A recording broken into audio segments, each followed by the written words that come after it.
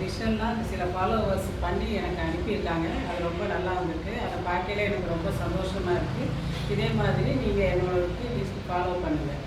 இப்போ வந்து நம்ம செய்ய போகிறது வந்து காளான் கறி மசாலா. வாங்க செய்யலாம்.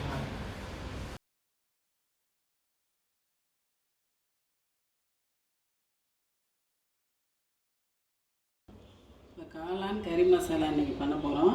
இதுக்கு 100 கிராம் இந்த சிப்பி காளான் எடுத்திருக்கேன். இதுக்கு வந்து மிளகாப்பொடி, குழம்பு பொடி 1 ஸ்பூன் நிறைய போடுங்க. அதுக்கப்புறம் 1/2 ஸ்பூன் சோம்பு பொடி, 1/4 ஸ்பூன் மஞ்சள்தூள், ஒரு நல்ல வெங்காயம் நிறைய இந்த மாதிரி வெங்காயம், 4 வெள்ளைப்பூண்டு பல், 1 மிளகாயை இந்த மாதிரி பண்ணி வச்சுக்கோங்க. 1/2 தக்காளி, ரொம்ப வேண்டாம், சின்னதில் 1/2 தக்காளி போடும். இது தாளிக்கிறதுக்கு இந்த பட்டை, அன்னாசிப்பூ, சோம்பு, வெந்தயம், இலை. இப்போ வாங்க பார்க்கலாம். ஒரு குக்கரில் கொஞ்சம் எண்ணெய் ஊற்றி இப்போ அந்த தாளிக்கிறதை எடுத்து வச்சதெல்லாம் போடுது. குக்கரில் போட்டால் நல்லா குலைவாக வரும் அந்த மசாலா. இந்த சோம்பு, வெந்தயம்.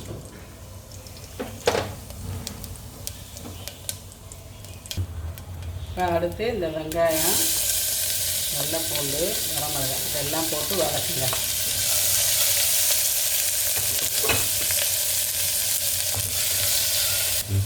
இப்போ இந்த வெங்காயம் வதங்கிடுச்சு. இப்போ இந்த தக்காளி போட்டு வதக்கணும்.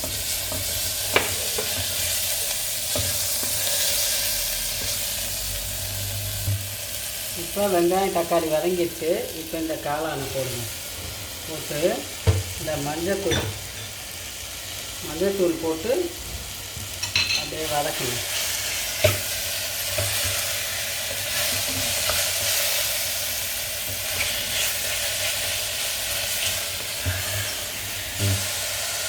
இப்போ இதுக்கு தேவையான அளவு உப்பு, இந்த சோம்பு பொடி, இந்த குழம்பு பொடி 1 ஸ்பூன் வச்சுருக்கோம்.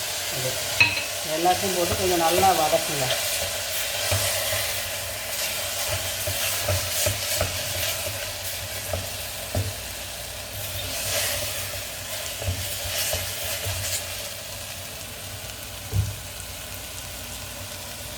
வதங்கிடுச்சு, நல்லா வதங்கிடுச்சு. இப்போ தண்ணி கொஞ்சம் போடும்.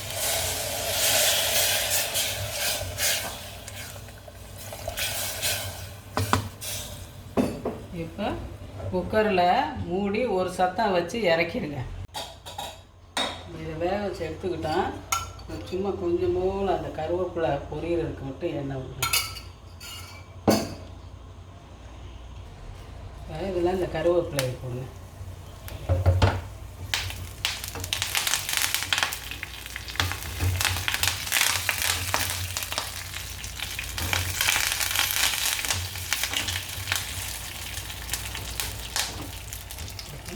அந்த வேக வச்சதை நல்லா ஊற்றணும்.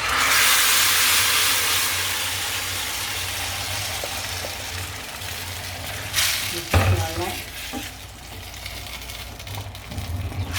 கிரேவி மாதிரி வந்தோன்னா எடுத்துடலாம்.